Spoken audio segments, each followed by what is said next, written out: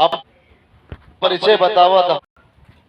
हनुमान जी कहते कि माँ जानकी हम हनुमान हैं, श्री राम जी के दूत हैं, बस रउए के खबर ले खातिर ऐजा हम आयल बानी।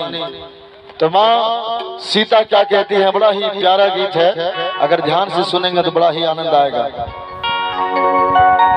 माँ सीता पूछती है कि बताओ हनुमान कैसन बाड़न हमार प्यारा देवर लखन, हमार पति स्वामी श्री राम जी।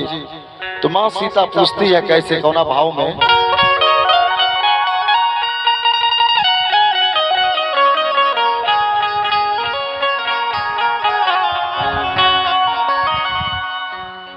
कि कैसन बाड़े लक्ष्मण देवरवा, कि कैसन प्रभु जी मो के हनुमान ना जाने हमरा कवन जन्म के सजा मिलल बा, कवन गुनाह के सजा मिलल बा, कि ना हमार कोनो केहू खबर लेता। कहताड़ी कि कैसन बाड़े लक्ष्मण देवरवा,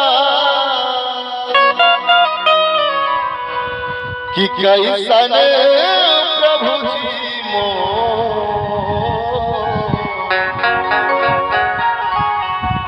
पूछताड़ी सिया हो मैया, कि गिरता नयना वासलो, पूछताड़ी सिया हो मैया, कैसन बाड़े लक्ष्मण देवरवा,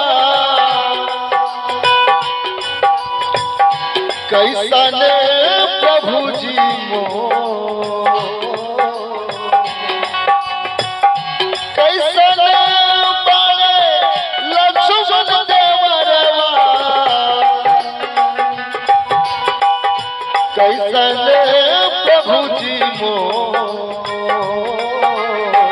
पूछताड़ी सिया हो मैया, पूछताड़ी सिया हो मैया, गिरता नयना वासलो, पूछताड़ी सिया हो मैया। हरे राम राम राम हरे हरे, हरे कृष्ण कृष्ण कृष्ण हरे हरे।